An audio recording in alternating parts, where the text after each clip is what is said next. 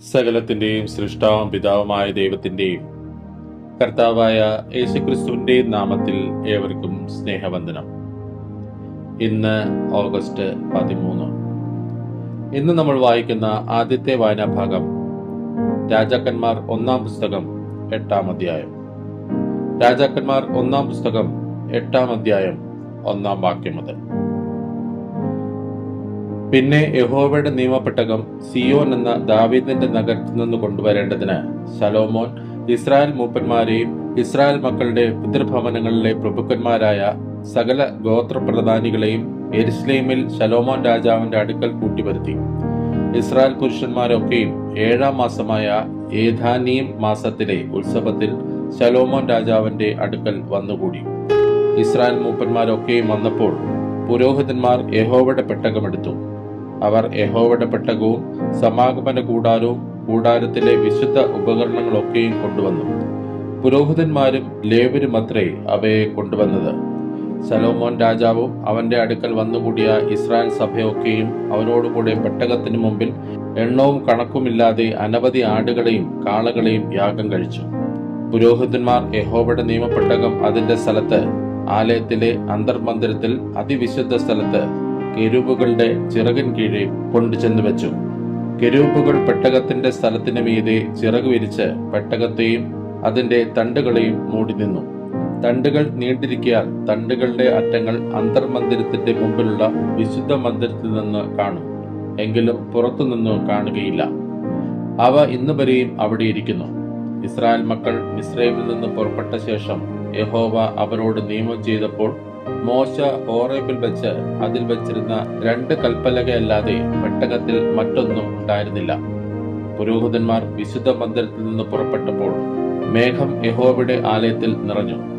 യഹോവയുടെ തേജസ് യഹോവയുടെ ആലയത്തിൽ നിറഞ്ഞിരുന്നതുകൊണ്ട് മേഘം നിമിത്തം ശുശ്രൂഷ ചെയ്യേണ്ടതിന് നിൽപ്പാൻ പുരോഹിതന്മാർക്ക് കഴിഞ്ഞില്ല.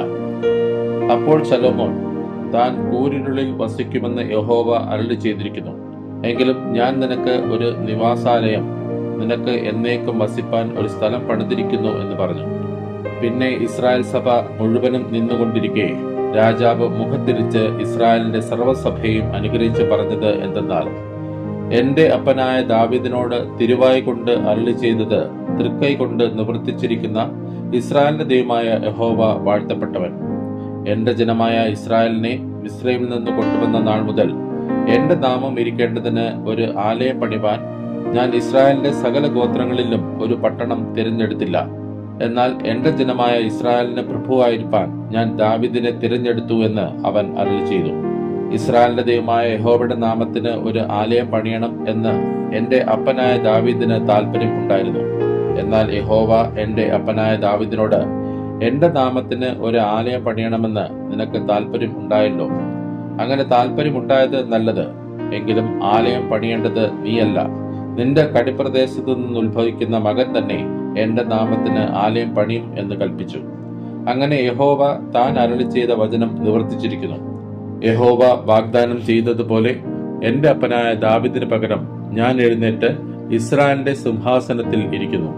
ഇസ്രായേലിന്റെ ദൈവമായ യഹോവയുടെ നാമത്തിന് ഒരു ആലയവും പണിതിരിക്കുന്നു. യഹോവ നമ്മുടെ പിതാക്കന്മാരെ മിസ്രൈം ദേശത്ത് നിന്ന് കൊണ്ടുവന്നപ്പോൾ അവരോട് ചെയ്ത നിയമം ഇരിക്കുന്ന പെട്ടകത്തിന് ഞാൻ അതിൽ ഒരു സ്ഥലം ഒരുക്കിയിരിക്കുന്നു. അനന്തരം ശലോമോൻ യഹോവയുടെ യാഗപീഠത്തിന് മുമ്പിൽ ഇസ്രായേലിന്റെ സർവ്വസഭയുടെയും സമക്ഷത്തിൽ നിന്നും കൊണ്ട് ആകാശത്തിലേക്ക് കൈമലർത്തി പറഞ്ഞത് എന്തെന്നാൽ, ഇസ്രായേലിന്റെ ദൈവമായ യഹോവേ, പൂർണ്ണ ഹൃദയത്തോടെ നിന്റെ മുമ്പാകെ നടക്കുന്ന നിന്റെ ദാസന്മാർക്കായി നിയമവും ദയയും പാലിക്കുന്ന നിന്നെപ്പോലെ മീതെ സ്വർഗത്തിലും താഴെ ഭൂമിയിലും യാതൊരു ദൈവവുമില്ല.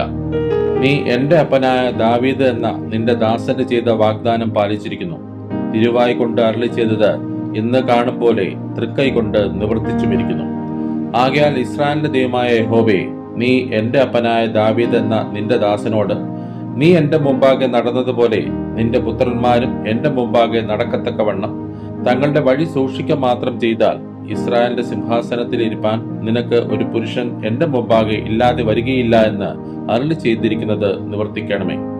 ഇപ്പോൾ ഇസ്രായേലിന്റെ ദൈവമേ, എന്റെ അപ്പനായ ദാവീദ് എന്ന നിന്റെ ദാസനോട് നീ അരുളി ചെയ്ത വചനം ഒത്തുവരുമാറാകട്ടെ. എന്നാൽ ദൈവം യഥാർത്ഥമായി ഭൂമിയിൽ വസിക്കുമോ? സ്വർഗത്തിലും സ്വർഗാതി സ്വർഗത്തിലും നീ അടങ്ങുകയില്ലല്ലോ. പിന്നെ ഞാൻ പണിതിരിക്കുന്ന ഈ ആലയത്തിൽ അടങ്ങുന്നത് എങ്ങനെ?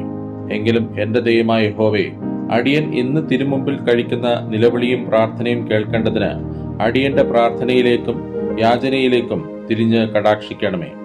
അടിയൻ ഈ സ്ഥലത്ത് വെച്ച് കഴിക്കുന്ന പ്രാർത്ഥന കേൾക്കേണ്ടതിന് നിന്റെ നാമം ഉണ്ടായിരിക്കുമെന്ന് നീ അരുളിച്ചത് സ്ഥലമായ ഈ ആലയത്തിലേക്ക് രാവും പകലും തൃക്കൺ പാർത്തരുളയണമേ.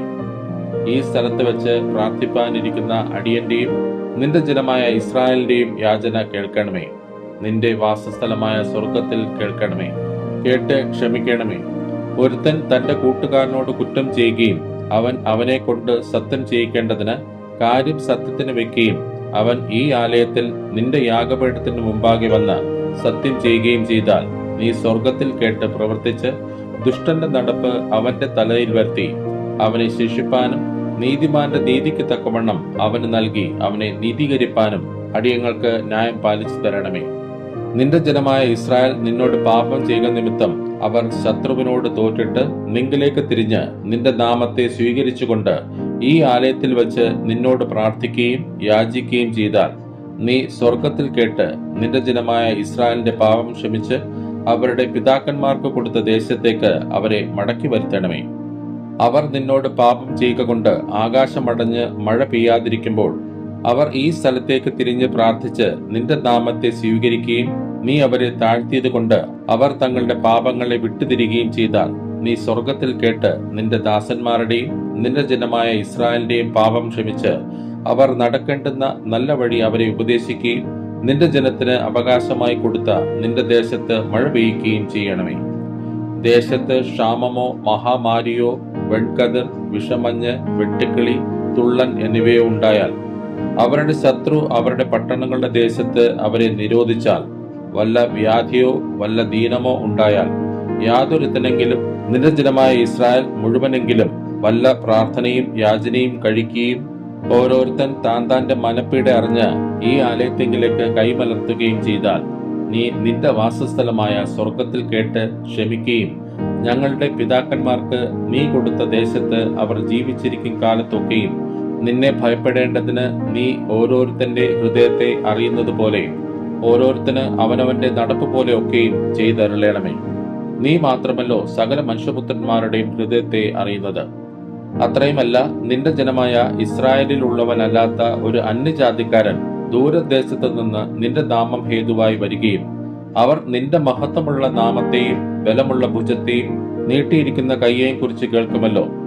ഈ ആലയത്തെങ്കിലേക്ക് നോക്കി പ്രാർത്ഥിക്കുകയും ചെയ്താൽ നീ നിന്റെ വാസസ്ഥലമായ സ്വർഗത്തിൽ കേട്ട് ഭൂമിയിലെ സകല ജാതികളും നിന്റെ ജനമായ ഇസ്രായേൽ എന്ന പോലെ നിന്നെ ഭയപ്പെടുവാനും ഞാൻ പണിതിരിക്കുന്ന ഈ ആലയത്തിന് നിന്റെ നാമം വിളിക്കപ്പെട്ടിരിക്കുന്നു എന്ന് ഗ്രഹിപ്പാനും നിന്റെ നാമത്തെ അറിവാനും തക്കവണ്ണം അന്യജാതിക്കാരൻ നിന്നോട് പ്രാർത്ഥിക്കുന്നതൊക്കെയും നീ ചെയ്തു കൊടുക്കണമേ.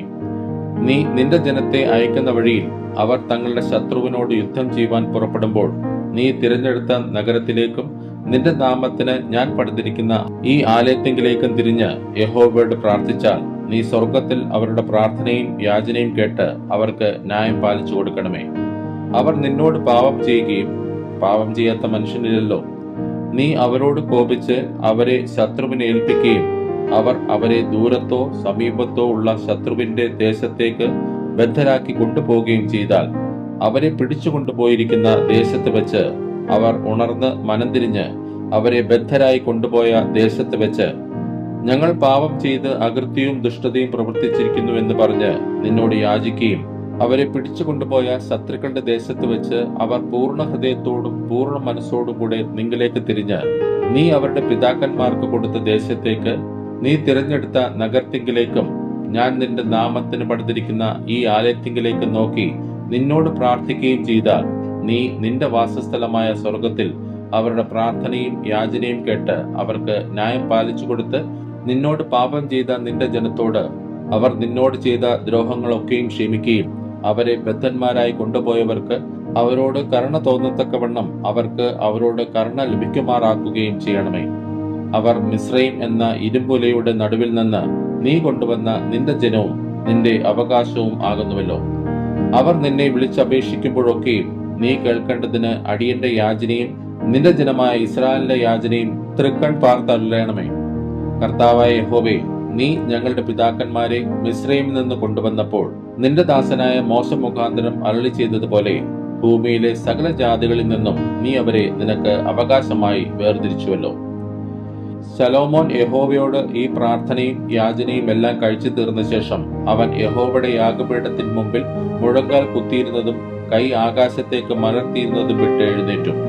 അവൻ നിന്നുകൊണ്ട് ഇസ്രായേൽ സഭയെ ഒക്കെയും ഉച്ചത്തിൽ ആശീർവദിച്ച് പറഞ്ഞത് എന്തെന്നാൽ, താൻ വാഗ്ദാനം ചെയ്തതുപോലെ ഒക്കെയും തന്റെ ജനമായ ഇസ്രായേലിന് സ്വസ്ഥത നൽകിയിരിക്കുന്ന യഹോവ വാഴ്ത്തപ്പെട്ടവൻ. അവൻ തന്റെ ദാസനായ മോശ മുഖാന്തരം അരുളി ചെയ്ത അവന്റെ നല്ല വാഗ്ദാനങ്ങളിൽ എല്ലാറ്റിലും വെച്ച് ഒന്നെങ്കിലും നിഷ്ഫലമായിട്ടില്ലല്ലോ. നമ്മുടെ ദൈവമായ യഹോവ നമ്മുടെ പിതാക്കന്മാരോട് കൂടെ ഇരുന്നതുപോലെ നമ്മോട് കൂടെയും ഇരിക്കുമാറാകട്ടെ. അവൻ നമ്മെ കൈവിടുകയോ ഉപേക്ഷിക്കുകയോ ചെയ്യരുതേ. നാം അവന്റെ എല്ലാ വഴികളിലും നടക്കേണ്ടതിനും അവൻ നമ്മുടെ പിതാക്കന്മാരോട് കൽപ്പിച്ച അവന്റെ കൽപ്പനകളും ചട്ടങ്ങളും വിധികളും പ്രമാണിച്ച് നടക്കേണ്ടതിനും നമ്മുടെ ഹൃദയത്തെ തങ്കലേക്ക് ചായ്ക്കുമാറാകട്ടെ. യഹോവ തന്നെ ദൈവം, മറ്റൊരുത്തനുമില്ല എന്ന് ഭൂമിയിലെ സകല ജാതികളും അറിയേണ്ടതിന് അവൻ തന്റെ ദാസനും തന്റെ ജനമായ ഇസ്രായേലിനും അന്നന്ന് ആവശ്യമുള്ളതുപോലെ ന്യായം പാലിച്ചു കൊടുപ്പാൻ തക്കവണ്ണം ഞാൻ യഹോവയുടെ മുമ്പാകെ അപേക്ഷിച്ചിരിക്കുന്ന എന്റെ ഈ വചനങ്ങൾ രാവും പകലും നമ്മുടെ ദൈവമായ യഹോവയുടെ സന്നിധാനത്തിൽ ഇരിക്കുമാറാകട്ടെ. ആകയാൽ ഇന്നുള്ളതുപോലെ നിങ്ങൾ അവന്റെ ചട്ടങ്ങൾ അനുസരിച്ച് നടപ്പാനും അവന്റെ കൽപ്പനകൾ പ്രമാണിപ്പാനും നിങ്ങളുടെ ഹൃദയം നമ്മുടെ ദൈവമായ യഹോവയെങ്കിൽ ഏകാഗ്രമായിരിക്കട്ടെ. പിന്നെ രാജാവും എല്ലാ ഇസ്രായേലും യഹോവയുടെ സന്നിധിയിൽ യാഗം കഴിച്ചു. ശലോമോൻ യഹോവയ്ക്ക് 20,000 കാളയെയും 120,000 ആടിനെയും സമാധാനയാഗമായി അർപ്പിച്ചു. ഇങ്ങനെ രാജാവും ഇസ്രായേൽ മക്കളൊക്കെയും യഹോവയുടെ ആലയത്തെ പ്രതിഷ്ഠിച്ചു. യഹോവയുടെ സന്നിധിയിൽ ഉണ്ടായിരുന്ന താമ്രയാഗപീഠം, ഹോമയാഗപീഠം, ഭോജനയാഗം, സമാധാനയാഗങ്ങളുടെ മേധസ് എന്നിവ കൊള്ളുന്നതിന് പോരാതിരുന്നത് കൊണ്ട് രാജാവ് അന്ന് യഹോവയുടെ ആലയത്തിന്റെ മുമ്പിലുള്ള പ്രാകാരത്തിന്റെ മധ്യഭാഗം ശുദ്ധീകരിച്ച് അവിടെ ഹോമയാഗവും ഭോജനയാഗവും സമാധാനയാഗങ്ങളുടെ മേധസ്സും അർപ്പിച്ചു. ശലോമോനും അവനോടുകൂടി ഹമാത്തിന്റെ അതിർ മുതൽ മിസ്രയീം തോട് വരെയുള്ള എല്ലാ ഇസ്രായേലും വലിയൊരു സഭയായി ആ സമയത്ത് തങ്ങളുടെ ദൈവമായ യഹോവയുടെ സന്നിധിയിൽ 7 ദിവസവും പിന്നെയും 7 ദിവസവും ഇങ്ങനെ 14 ദിവസം ഉത്സവം ആചരിച്ചു. 8-ാം ദിവസം അവൻ ജനത്തെ വിട്ടയച്ചു. അവർ രാജാവിനെ അഭിനന്ദിച്ചു. യഹോവ തന്റെ ദാസനായ ദാവീദിനും തന്റെ ജനമായ ഇസ്രായേലിനും ചെയ്ത എല്ലാ നന്മയെക്കുറിച്ച് സന്തോഷവും ആനന്ദവുമുള്ളവരായി തങ്ങളുടെ കൂടാരങ്ങളിലേക്ക് പോയി. ഇന്ന് നമ്മൾ വായിക്കുന്ന 2-ാമത്തെ വായനാഭാഗം യിരെമ്യാ പ്രവാചകന്റെ പുസ്തകം 34-ാം അധ്യായം. യിരെമ്യാ പ്രവാചകന്റെ പുസ്തകം 34-ാം അധ്യായം 1-ാം വാക്യം മുതൽ. ബാബേൽ രാജാവായ നെബൂഖദ്നേസറും അവന്റെ സകല സൈന്യവും അവന്റെ ആധിപത്യത്തിന് കീഴിലുള്ള സകല ഭൂരാജ്യങ്ങളും സകല ജാതികളും യെരൂശലേമിനോടും അതിന്റെ എല്ലാ പട്ടണങ്ങളോടും യുദ്ധം ചെയ്തുകൊണ്ടിരിക്കുമ്പോൾ യിരെമ്യാവിന് യഹോവയിൽ നിന്നുണ്ടായ അരുളപ്പാട് എന്തെന്നാൽ, ഇസ്രായേലിന്റെ ദൈവമായ യഹോവ ഇപ്രകാരം അരുളി ചെയ്യുന്നു, നീ ചെന്ന് യഹൂദ രാജാവായ സിദെക്കീയാവോട് പറയേണ്ടത് എന്തെന്നാൽ, യഹോവ ഇപ്രകാരം അരുളി ചെയ്യുന്നു, ഞാൻ ഈ നഗരത്തെ ബാബേൽ രാജാവിന്റെ കയ്യിൽ ഏൽപ്പിക്കും. അവൻ അതിനെ തീ വെച്ച് ചുട്ടുകളയും. നീ അവന്റെ കയ്യിൽ നിന്ന് ഒഴിഞ്ഞു പോകാതെ പിടിപ്പെട്ട് അവന്റെ കയ്യിൽ ഏൽപ്പിക്കപ്പെടും. നീ ബാബേൽ രാജാവിനെ കണ്ണോട് കണ്ണ് കാണുകയും അവൻ വായോട് വായി നിന്നോട് സംസാരിക്കുകയും നീ ബാബേലിലേക്ക് പോകേണ്ടി വരികയും ചെയ്യും. എങ്കിലും യഹൂദ രാജാവായ സിദെക്കീയാവേ, യഹോവയുടെ വചനം കേൾക്ക. നിന്നെക്കുറിച്ച് യഹോവ ഇപ്രകാരം അരുളി ചെയ്യുന്നു, നീ വാളാൽ മരിക്കയില്ല, നീ സമാധാനത്തോടെ മരിക്കും. നിനക്ക് മുമ്പുണ്ടായിരുന്ന പണ്ടത്തെ രാജാക്കന്മാരായ നിന്റെ പിതാക്കന്മാർക്ക് വേണ്ടി സുഗന്ധദഹനം കഴിച്ചതുപോലെ അവർ നിനക്ക് വേണ്ടിയും കഴിക്കും. അയ്യോ തമ്പുരാനെ എന്ന് ചൊല്ലി അവർ നിന്നെക്കുറിച്ച് വിലപിക്കും. അത് ഞാൻ കൽപ്പിച്ച വചനമല്ലോ എന്ന് യഹോവയുടെ അരുളപ്പാട്. യിരെമ്യാ പ്രവാചകൻ ഈ വചനങ്ങളെയൊക്കെയും യെരൂശലേമിൽ യഹൂദ രാജാവായ സിദെക്കീയാവോട് പ്രസ്താവിച്ചു. അന്ന് ബാബേൽ രാജാവിന്റെ സൈന്യം യെരൂശലേമിനോടും ലാഖീസ്, അസേക്ക എന്നിങ്ങനെ യഹൂദയിൽ ശേഷിച്ചിരുന്ന എല്ലാ പട്ടണങ്ങളോടും യുദ്ധം ചെയ്തുകൊണ്ടിരുന്നു. യഹൂദ പട്ടണങ്ങളിൽ വെച്ച് ഉറപ്പുള്ള പട്ടണങ്ങളായി ശേഷിച്ചിരുന്നത് ഇവയത്രേ. ആരും തന്റെ സഹോദരനായ ഒരു യഹൂദനെ കൊണ്ട് അടിമവേല ചെയ്യിക്കാതെ എബ്രായദാസനെയും എബ്രായദാസിയെയും സ്വതന്ത്രരായി വിട്ടയക്കേണ്ടതിന് ഒരു വിമോചനം പ്രസിദ്ധമാക്കണമെന്ന് സിദെക്കീയ രാജാവ് യെരൂശലേമിലെ സകല ജനത്തോടും ഒരു നിയമം ചെയ്ത ശേഷം യിരെമ്യാവിന് യഹോവയിൽ നിന്നുണ്ടായ അരുളപ്പാട്: ആരും തന്റെ ദാസനെ കൊണ്ടും ദാസിയെ കൊണ്ടും ഇനി അടിമവേല ചെയ്യിക്കാതെ അവരെ സ്വതന്ത്രരായി വിട്ടയക്കണമെന്നുള്ള നിയമത്തിൽ ഉൾപ്പെട്ട സകല പ്രഭുക്കന്മാരും സർവ്വജനവും അത് അനുസരിച്ച് അവരെ വിട്ടയച്ചിരിക്കുന്നു. പിന്നീടോ അവർ വ്യത്യാസം കാണിച്ചു. സ്വതന്ത്രരായി വിട്ടയച്ചിരുന്ന ദാസന്മാരെയും ദാസിമാരെയും മടക്കി വരുത്തി അവരെ വീണ്ടും ദാസന്മാരാക്കി തീർത്തു. അതുകൊണ്ട് യഹോവയുടെ അരുളപ്പാട് യിരെമ്യാവിന് യഹോവയിൽ നിന്നുണ്ടായതെന്നാൽ: ഇസ്രായേലിന്റെ ദൈവമായ യഹോവ ഇപ്രകാരം അരുളിച്ചെയ്യുന്നു: ഞാൻ നിങ്ങളുടെ പിതാക്കന്മാരെ അടിമ വീടായ മിസ്രയീം ദേശത്ത് നിന്ന് കൊണ്ടുവന്ന നാളിൽ അവരോട് ഒരു നിയമം ചെയ്തു. തന്നെത്താൻ നിനക്ക് വിൽക്കുകയും 6 സംവത്സരം നിന്നെ സേവിക്കുകയും ചെയ്ത എബ്രായ സഹോദരനെ ഒടുക്കം 7-ാം സംവത്സരത്തിൽ വിട്ടയക്കണം. അവനെ സ്വതന്ത്രനായി നിന്റെ അടുക്കൽ നിന്ന് വിട്ടയക്കണം എന്ന് കൽപ്പിച്ചിരുന്നു. എങ്കിലും നിങ്ങളുടെ പിതാക്കന്മാർ എന്റെ കൽപ്പന അനുസരിച്ചില്ല, ചെവി ചായച്ചതുമില്ല. നിങ്ങളോ ഇന്ന് തിരിഞ്ഞ് ഓരോരുത്തൻ തന്റെ കൂട്ടുകാരന് വിമോചനം പ്രസിദ്ധമാക്കിയതിനാൽ എനിക്ക് ഹിതമായത് പ്രവർത്തിച്ച് എന്റെ നാമം വിളിച്ചിരിക്കുന്ന ആലയത്തിൽ വെച്ച് എന്റെ മുമ്പാകെ ഒരു നിയമം ചെയ്തു. എങ്കിലും നിങ്ങൾ വ്യത്യാസം കാണിച്ച് എന്റെ നാമത്തെ അശുദ്ധമാക്കി ഓരോരുത്തൻ ഇഷ്ടം പോലെ പൊയ്ക്കൊള്ളുവാൻ വിമോചനം കൊടുത്ത് അയച്ചിരിക്കുന്ന തന്റെ ദാസനെയും ദാസിയെയും മടക്കി വരുത്തി ദാസന്മാരാക്കിയിരിക്കുന്നു.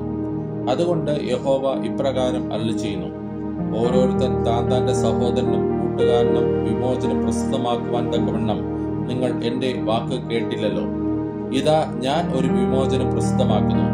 അത് വാളിനും മഹാമാരിക്കും ക്ഷാമത്തിനും അത്രേ. ഭൂമിയിലെ സകല രാജ്യങ്ങളിലും ഞാൻ നിങ്ങളെ ഭീതി വിഷയമാക്കി തീർക്കും എന്ന് യഹോവയുടെ അരുളപ്പാട്. കാളക്കുട്ടിയെ 2 പിളർന്ന് അതിന്റെ പിളർപ്പുകളുടെ നടുവേ കടന്നുകൊണ്ട് എന്റെ മുമ്പാകെ ചെയ്ത നിയമത്തിലെ സംഗതികൾ നിവർത്തിക്കാതെ എന്റെ നിയമം ലംഘിച്ചിരിക്കുന്നവരെ, കാളക്കുട്ടിയുടെ പിളർപ്പുകളുടെ നടുവേ കടന്നുപോയ യഹൂദ പ്രഭുക്കന്മാരെയും യെരൂശലേം പ്രഭുക്കന്മാരെയും ഷണ്ഡന്മാരെയും പുരോഹിതന്മാരെയും ദേശത്തിലെ സകല ജനത്തെയും തന്നെ ഞാൻ ഏൽപ്പിക്കും. അവരുടെ ശത്രുക്കളുടെ കയ്യിലും അവർക്ക് പ്രാണഹാനി വരുത്തുവാൻ നോക്കുന്നവരുടെ കയ്യിലും ഞാൻ അവരെ ഏൽപ്പിക്കും. അവരുടെ ശവങ്ങൾ ആകാശത്തിലെ പക്ഷികൾക്കും ഭൂമിയിലെ മൃഗങ്ങൾക്കും ഇരയായിത്തീരും. യഹൂദ രാജാവായ സിദെക്കീയാവെയും അവന്റെ പ്രഭുക്കന്മാരെയും ഞാൻ അവരുടെ ശത്രുക്കളുടെ കയ്യിലും അവർക്ക് പ്രാണഹാനി വരുത്തുവാൻ നോക്കുന്നവരുടെ കയ്യിലും നിന്നെ വിട്ടുപോയിരിക്കുന്ന ബാബേൽ രാജാവിന്റെ സൈന്യത്തിന്റെ കയ്യിലും ഏൽപ്പിക്കും. ഞാൻ കൽപ്പിച്ച് അവരെ ഈ നഗരത്തിലേക്ക് മടക്കി വരുത്തും. അവർ അതിനെ യുദ്ധം ചെയ്ത് പിടിച്ച് തീ വെച്ച് ചുട്ടുകളയും. ഞാൻ യഹൂദ പട്ടണങ്ങളെ നിവാസികളില്ലാതെ ശൂന്യമാക്കും എന്ന് യഹോവയുടെ അരുളപ്പാട്. ഇന്ന് നമ്മൾ വായിക്കുന്ന 3-ാമത്തെ വായനാഭാഗം മർക്കോസ് എഴുതിയ സുവിശേഷം 8-ാം അധ്യായം. മർക്കോസ് എഴുതിയ സുവിശേഷം 8-ാം അധ്യായം 1-ാം വാക്യം മുതൽ. ആ ദിവസങ്ങളിൽ ഏറ്റവും വലിയ പുരുഷാരമുണ്ടായിരിക്കെ അവർക്ക് ഭക്ഷിപ്പാൻ ഒന്നും ഇല്ലായ്കൊണ്ട് യേശു ശിഷ്യന്മാരെ അടുക്കെ വിളിച്ച് അവരോട്: ഈ പുരുഷാരം ഇപ്പോൾ 3 നാളായി എന്നോടുകൂടെ പാർക്കുന്നു. അവർക്ക് ഭക്ഷിപ്പാൻ ഒന്നുമില്ലായ്കൊണ്ട് എനിക്ക് അവരോട് അലിവ് തോന്നുന്നു. ഞാൻ അവരെ പട്ടിണിയായി വീട്ടിലേക്ക് അയച്ചാൽ അവർ വഴിയിൽ വെച്ച് തളർന്നു പോകും. അവരിൽ ചിലർ ദൂരത്തു നിന്ന് വന്നവരല്ലോ എന്ന് പറഞ്ഞു. അതിന് അവന്റെ ശിഷ്യന്മാർ: ഇവർക്ക് ഇവിടെ മരുഭൂമിയിൽ അപ്പം കൊടുത്ത് തൃപ്തി വരുത്തുവാൻ എങ്ങനെ കഴിയും എന്ന് ഉത്തരം പറഞ്ഞു. അവൻ അവരോട്: നിങ്ങളുടെ പക്കൽ എത്ര അപ്പമുണ്ട് എന്ന് ചോദിച്ചു. 7 എന്ന് അവർ പറഞ്ഞു. അവൻ പുരുഷാരത്തോട് നിലത്തിരിപ്പാൻ കൽപ്പിച്ചു. പിന്നെ ആ 7 അപ്പം എടുത്ത് സ്തോത്രം ചെയ്ത് നുറുക്കി ശിഷ്യന്മാരുടെ പക്കൽ വിളമ്പുവാൻ കൊടുത്തു. അവർ പുരുഷാരത്തിന് വിളമ്പി. ചെറിയ മീനും കുറെ ഉണ്ടായിരുന്നു. അതും അവൻ അനുഗ്രഹിച്ചിട്ട് വിളമ്പുവാൻ പറഞ്ഞു. അവർ തിന്ന് തൃപ്തരായി. ശേഷിച്ച കഷ്ണം 7 വട്ടി നിറച്ചെടുത്തു. അവർ ഏകദേശം 4000 പേർ ആയിരുന്നു. അവൻ അവരെ പറഞ്ഞയച്ച ഉടനെ ശിഷ്യന്മാരോടുകൂടെ പടക് കയറി ദൽമനൂത അംശങ്ങളിൽ എത്തി. അനന്തരം പരീശന്മാർ വന്ന് അവനെ പരീക്ഷിച്ചുകൊണ്ട് ആകാശത്ത് നിന്ന് ഒരു അടയാളം അന്വേഷിച്ച് അവനുമായി തർക്കിച്ചു തുടങ്ങി. അവൻ ആത്മാവിൽ ഞരങ്ങി: ഈ തലമുറ അടയാളം അന്വേഷിക്കുന്നതെന്ത്? ഈ തലമുറയ്ക്ക് അടയാളം ലഭിക്കുകയില്ല എന്ന് ഞാൻ സത്യമായിട്ട് നിങ്ങളോട് പറയുന്നു എന്ന് പറഞ്ഞു. അവരെ വിട്ട് പിന്നെയും പടക് കയറി അക്കരയ്ക്ക് കടന്നു. അവർ അപ്പം കൊണ്ടുപോരുവാൻ മറന്നുപോയിരുന്നു. പടകിൽ അവരുടെ പക്കൽ 1 അപ്പം മാത്രമേ ഉണ്ടായിരുന്നുള്ളൂ. അവൻ അവരോട്: നോക്കുവിൻ, പരീശന്മാരുടെ പുളിച്ചമാവും ഹെരോദാവിന്റെ പുളിച്ചമാവും സൂക്ഷിച്ചുകൊള്ളുവിൻ എന്ന് കൽപ്പിച്ചു. നമുക്ക് അപ്പമില്ലായ്കയാൽ എന്ന് അവർ തമ്മിൽ പറഞ്ഞു. അത് യേശു അറിഞ്ഞ് അവരോട് പറഞ്ഞത്: അപ്പമില്ലായ്കയാൽ നിങ്ങൾ തമ്മിൽ പറയുന്നത് എന്ത്? ഇപ്പോഴും തിരിച്ചറിയുന്നില്ലയോ? ഗ്രഹിക്കുന്നില്ലയോ? നിങ്ങളുടെ ഹൃദയം കടുത്തിരിക്കുന്നുവോ? കണ്ണുണ്ടായിട്ടും കാണുന്നില്ലയോ? ചെവിയുണ്ടായിട്ടും കേൾക്കുന്നില്ലയോ? ഓർക്കുന്നതുമില്ലയോ? 5000 പേർക്ക് ഞാൻ 5 അപ്പം നുറുക്കിയപ്പോൾ കഷ്ണങ്ങൾ എത്ര കുട്ട നിറച്ചെടുത്തു? 12 എന്ന് അവർ അവനോട് പറഞ്ഞു. 4000 പേർക്ക് 7 നുറുക്കിയപ്പോൾ കഷ്ണങ്ങൾ എത്ര വട്ടി നിറച്ചെടുത്തു? 7 എന്ന് അവർ അവനോട് പറഞ്ഞു. പിന്നെ അവൻ അവരോട്, ഇപ്പോഴും നിങ്ങൾ ഗ്രഹിക്കുന്നില്ലയോ എന്ന് പറഞ്ഞു. അവർ ബെത്സയിദയിൽ എത്തിയപ്പോൾ ഒരു കുരുടനെ അവന്റെ അടുക്കൽ കൊണ്ടുവന്ന് അവനെ തൊടണമെന്ന് അപേക്ഷിച്ചു. അവൻ കുരുടന്റെ കൈക്ക് പിടിച്ച് അവനെ ഊരിന് പുറത്തു കൊണ്ടുപോയി അവന്റെ കണ്ണിൽ തുപ്പി അവന്റെ മേൽ കൈവച്ചു. നീ വല്ലതും കാണുന്നുണ്ടോ എന്ന് ചോദിച്ചു. അവൻ മേൽപോട്ട് നോക്കി, ഞാൻ മനുഷ്യരെ കാണുന്നു, അവർ നടക്കുന്നത് മരങ്ങളെ പോലെ അത്രേ കാണുന്നത് എന്ന് പറഞ്ഞു. പിന്നെയും അവന്റെ കണ്ണിന്മേൽ കൈവച്ചാറെ അവൻ സൗഖ്യം പ്രാപിച്ച് മിഴിച്ചു നോക്കി എല്ലാം സ്പഷ്ടമായി കണ്ടു. നീ ഊരിൽ കടക്ക പോലും അരുത് എന്ന് അവൻ പറഞ്ഞ് അവനെ വീട്ടിലേക്ക് അയച്ചു. അനന്തരം യേശു ശിഷ്യന്മാരുമായി ഫിലിപ്പോസിന്റെ കൈസരയ്ക്ക് അടുത്ത ഊരുകളിലേക്ക് പോയി. വഴിയിൽ വെച്ച് ശിഷ്യന്മാരോട്, ജനങ്ങൾ എന്നെ ആർ എന്ന് പറയുന്നു എന്ന് ചോദിച്ചു. യോഹന്നാൻ സ്നാപകൻ എന്ന് ചിലർ, ഏലിയാവെന്ന് ചിലർ, പ്രവാചകന്മാരിൽ ഒരുത്തൻ എന്ന് മറ്റു ചിലർ എന്ന് അവർ ഉത്തരം പറഞ്ഞു. അവൻ അവരോട്, എന്നാൽ നിങ്ങൾ എന്നെ ആർ എന്ന് പറയുന്നു എന്ന് ചോദിച്ചതിന്, നീ ക്രിസ്തു ആകുന്നു എന്ന് പത്രോസ് ഉത്തരം പറഞ്ഞു. പിന്നെ തന്നെക്കുറിച്ച് ആരോടും പറയരുതെന്ന് അവൻ അവരോട് ഖണ്ഡിതമായി പറഞ്ഞു. മനുഷ്യപുത്രൻ പലതും സഹിക്കുകയും മൂപ്പന്മാരും മഹാപുരോഹിതന്മാരും ശാസ്ത്രിമാരും അവനെ തള്ളിക്കളഞ്ഞ് കൊല്ലുകയും 3 നാൾ കഴിഞ്ഞിട്ട് അവൻ ഉയർത്തെഴുന്നേൽക്കുകയും വേണം എന്ന് അവരെ ഉപദേശിച്ചു തുടങ്ങി. അവൻ ഈ വാക്ക് തുറന്നു പറഞ്ഞു. അപ്പോൾ പത്രോസ് അവനെ വേറിട്ട് കൊണ്ടുപോയി ശാസിച്ചു തുടങ്ങി. അവനോ തിരിഞ്ഞു നോക്കി ശിഷ്യന്മാരെ കണ്ടിട്ട് പത്രോസിനെ ശാസിച്ചു. സാത്താനെ, എന്നെ വിട്ടുപോ, നീ ദൈവത്തിൻ്റെതല്ല മനുഷ്യരുടേതത്രേ കരുതുന്നത് എന്ന് പറഞ്ഞു. പിന്നെ അവൻ പുരുഷാരത്തെയും തൻ്റെ ശിഷ്യന്മാരെയും അരികെ വിളിച്ച് അവരോട് പറഞ്ഞത്, ഒരുവൻ എന്നെ അനുഗമിപ്പാൻ ഇച്ഛിച്ചാൽ അവൻ തന്നെത്താൻ ത്യജിച്ച് തൻ്റെ ക്രൂസ് എടുത്തുകൊണ്ട് എന്നെ അനുഗമിക്കട്ടെ. ആരെങ്കിലും തൻ്റെ ജീവനെ രക്ഷിപ്പാൻ ഇച്ഛിച്ചാൽ അതിനെ കളയും. ആരെങ്കിലും എൻ്റെയും സുവിശേഷത്തിൻ്റെയും നിമിത്തം തൻ്റെ ജീവനെ കളഞ്ഞാൽ അതിനെ രക്ഷിക്കും.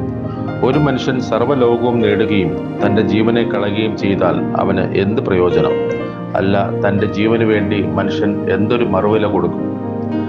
വ്യഭിചാരവും പാപവുമുള്ള ഈ തലമുറയിൽ ആരെങ്കിലും എന്നെയും എൻ്റെ വചനങ്ങളെയും കുറിച്ച് നാണിച്ചാൽ അവനെക്കുറിച്ച് മനുഷ്യപുത്രനും തൻ്റെ പിതാവിൻ്റെ തേജസ്സിൽ വിശുദ്ധ ദൂതന്മാരുമായി വരുമ്പോൾ നാണിക്കും. ഇന്ന് നമ്മൾ വായിച്ചു കേട്ട ഈ വേദഭാഗങ്ങളാൽ പിതാവായ ദൈവത്തിൽ നിന്നും കർത്താവായ ക്രിസ്തുയേശുവിൽ നിന്നും ഏവർക്കും കൃപയും കനിവും സമാധാനവും ഉണ്ടാകട്ടെ. ആമേൻ.